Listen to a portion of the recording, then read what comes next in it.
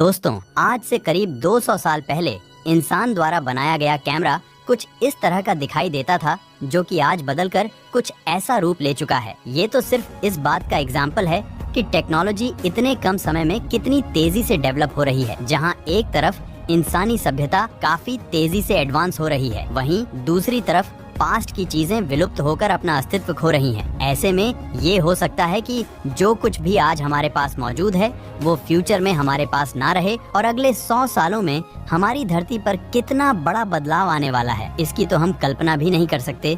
लेकिन साइंटिस्ट ने फ्यूचर की कुछ संभावनाओं के बारे में प्रिडिक्ट किया है, जिससे ये पता लगाया जा सकता है कि आने वाले समय में इंसानों का भविष्य कैसा होगा। तो आज की इस वीडियो में हम बात करेंगे कुछ ऐसी घटनाओं के बारे में जिन्हें आप अगले 100 सालों में होते हुए देखेंगे, साल 2023 से लेकर 2050 तक। दोस्तों, हम सभी जानते हैं कि दुनिया की सबसे ज्यादा पॉपुलेशन वाला देश चाइना है, लेकिन जल्द ही ये आंकड़ा बदलने वाला है, क्योंकि अब भारत दुनिया की सबसे ज्यादा आबादी वाला देश बन जाएगा। इस दौरान बुर्ज खलीफा भी दुनिया की सबसे ऊंची बिल्डिंग होने का खिताब खो चुकी होगी, क्योंकि उसकी जगह सबसे ऊंची कोई और चीज बना दी जाएगी। एलन मस्क के पहले स्टारशिप रॉकेट को मंगल ग्रह पर भेजा जाएगा। ये पहली बार धरती से बाहर किसी दूसरी ग्रह पर इंसानी बस्तियों को बसाने की शुरुआत होगी। वायरलेस चार्जिंग भी एडवांस हो चुकी होगी और अब मोबाइल फोन को वाईफाई तकनीक के इस्तेमाल से चार्ज किया जाएगा। धरती पर मौजूद बहुत से पक्षी 5G और 6G जैसी इंटरनेट सर्विसेज के कारण मर चुके होंगे।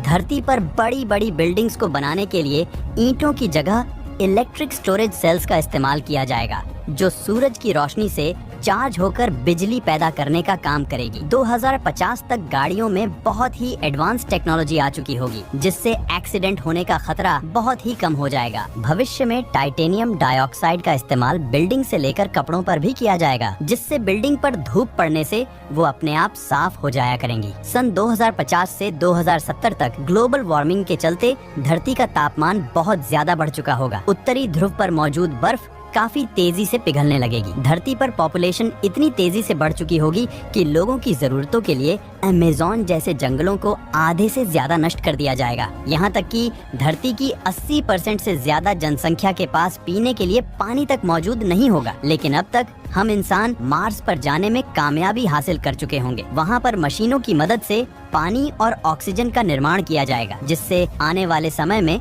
वहाँ पर धरती जैसे वातावरण का निर्माण होने लगेगा और मार्स पर भी पेड़ पौधे उगने लगेंगे। वहीं धरती पर ट्रैवलिंग के लिए ऐसे सुपरसोनिक जेट्स का इस्तेमाल किया जाएगा, जिनकी मदद से हम 10 घंटे की दूरी को भी सिर्फ 1 घंटे में ही तय कर लेंगे। इस नई तकनीक से धरती पर हमारी जिंदगी और भी ज्यादा फास्ट हो जाएगी। वैज्ञानिक इंसानी दिमाग में ड्रिल की मदद से एक ऐसी चिप को इंसर्ट कर देंगे जो इंसानी दिमाग की कमियों को खत्म कर उन्हें जीनियस बनाने में भी मदद करेगा और साथ ही वो कई तरह की बीमारियों से पीड़ित लोगों को ठीक करने का काम करेगा। आने वाले समय में चिप्स में कुछ ऐसे अपडेशन होने लगेंगे जिससे उस समय में इंसानों को बातचीत करने के लिए बोलने की जरूरत नहीं पड़ेगी। वो सिर्फ इस चिप की मदद से एक दूसरे से बात करने लगेंगे। मेडिकल साइंस इतनी इम्प्रूव हो चुकी होगी कि इंसान के खराब हो चुके ऑर्गन्स को आर्टिफिशियल ऑर्गन्स से रिप्लेस कर दिया जाएगा। यहाँ तक कि कुछ ऐसी टेक्नोलॉजी भी आ जाएंगी जिससे इंसान मौत पर तो जीत हासिल नहीं कर पाएगा, लेकिन वैज्ञानिक इंसान की उम्र को बढ़ाने की टेक्नोलॉजी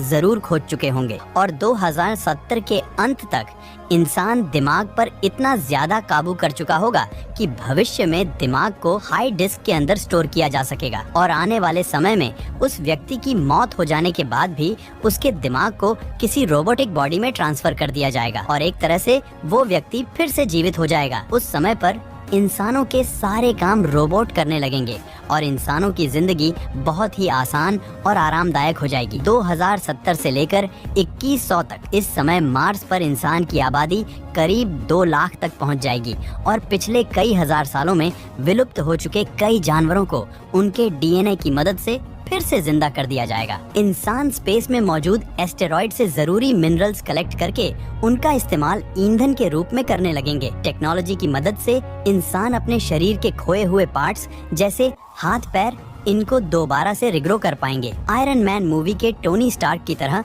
इंसान टेक्नोलॉजी की मदद से आसमान में उड़ सकेंगे, उस समय तक आसमान में भी ट्रैफिक बहुत ज्यादा बढ़ जाएगा। अब तक इंसानों के लिए दूसरी प्रजातियों के जीव जंतुओं से भी कम्युनिकेट कर पाना संभव हो जाएगा। 2080 तक पॉल्यूशन के चलते धरती की खराब हो चुकी ओजोन लेयर, जो सूरज की खतरनाक अल्ट्रावायलेट किरणों को धरती पर आने से रोकती है, पूरी तरह से रिपेयर हो चुकी होगी, जिससे धरती पर होने वाली काफी खतरनाक बीमारियों से मुक्ति मिल जाएगी। साइंस और टेक्नोलॉजी की मदद से इंसानी शरीर में कुछ ऐसे चिप्स को इंजेक्ट किया जाएगा जो इंसान की लगभग हर तरह की समस्या को दूर कर देगी। जैसे कि अगर कोई इंसान अपना वजन कम करना चाहता है तो वो पेट में लगी अपनी चिप की मदद से अपनी खाने पीने की डाइट को भी काबू कर पाएगा। इस समय तक टेक्नोलॉजी इतनी एडवांस हो चुकी होगी कि आँखों और कानों की देखने और सुनने की क्षमता को काफी हद तक बढ़ा दिया जाएगा। ये समय ऐसा होगा जब लोग प्राकृतिक तरीकों की जगह आर्टिफिशियल तरीकों से ज्यादा जीवित रह पाएंगे। नैनो टेक्नोलॉजी की मदद से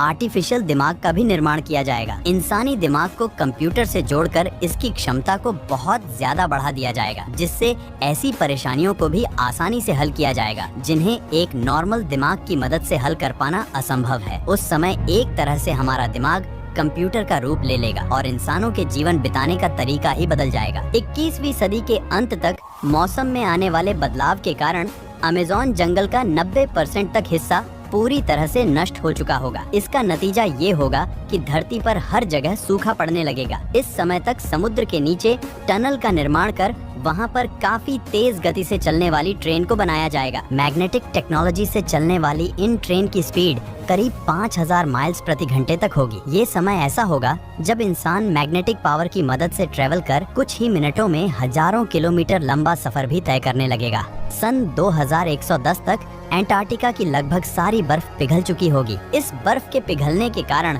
समुद्र के पानी का स्तर तकरीबन 10 फीट तक बढ़ चुका होगा, जिससे समुद्र के किनारे बसे कई देश पानी में डूब चुके होंगे। लेकिन उस समय वेस्ट एंटार्क्टिका के सूख जाने की वजह से वहाँ पर डेवलपमेंट का कार्य काफी तेजी से बढ़ने लगेगा। इंसान यहाँ पर काफी एडवांस ऊंची ऊंची इमारतों का निर्माण करने लगेंगे। इसका नतीजा ये होगा कि धरती के इस एरिया में भी जनसंख्या काफी तेजी से बढ़ने लगेगी। धरती पर मौजूद सबसे खूबसूरत वाटरफॉल यानी कि नायाग्रा वाटरफॉल का वजूद भी अब पूरी तरह से खत्म हो चुका होगा और ऐसी भी संभावना है कि उस समय 1 किलोमीटर से भी ज्यादा डायमीटर जितना बड़ा एक एस्टेरॉइड आकर धरती से टकरा जाए और धरती से 50% जीवन को खत्म कर दे। लेकिन ये पूरी तरह से जरूरी नहीं है, क्योंकि उस समय तक इंसान कुछ ऐसी टेक्नोलॉजी बना चुके होंगे जो धरती को किसी भी बड़े एस्टेरॉइड के टकराने से बचा सके। हालांकि उस समय तक इंसान टेक्नोलॉजी की मदद से सभी जगह इतनी ज्यादा डेवलपमेंट कर चुके होंगे कि अब धरती पर इंसान की मौजूदगी को मिटा पाना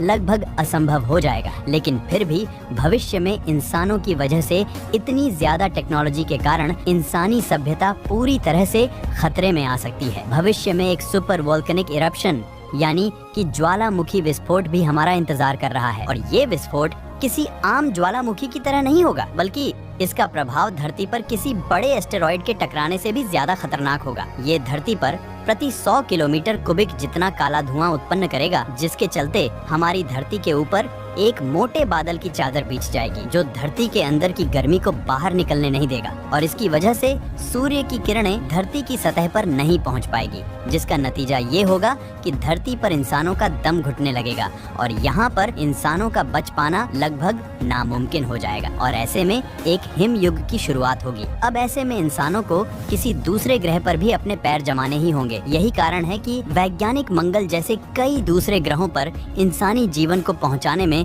हर मुमकिन कोशिश करते रहते हैं। एलोन मस्क तो स्पेसएक्स के सबसे एडवांस्ड स्टारशिप को 2018 से मंगल ग्रह पर पहुंचाने के काम में लगे हैं, जिसके चलते इंसानों को मंगल पर पहुंचने से पहले वहां पर इंसानी जीवन को बसने के लिए जरूरी सामान को इंसान से पहले ही पहुंचा देना चाहते हैं। लेकिन आखिर ये सारा काम कैसे किया जाएगा? क्या सच में एलोन मस्क साल 2100 तक लाखों इंसानों को मार्स तक पहुँचा पाने में कामयाब हो पाएंगे? क्या आप जानना चाहते हैं कि इंसानों को मार्स तक कैसे पहुँचाया जाएगा, कैसे वहाँ पर जीवन की शुरुआत की जाएगी और आखिर वहाँ पर इंसानों का रहन सहन और खाना पीना कैसे होगा? अगर हमारी ये वीडियो आपको अच्छी लगी हो तो वीडियो को लाइक और चैनल को सब्सक्राइब जरूर कर दें। मिलते हैं अगली वीडियो में।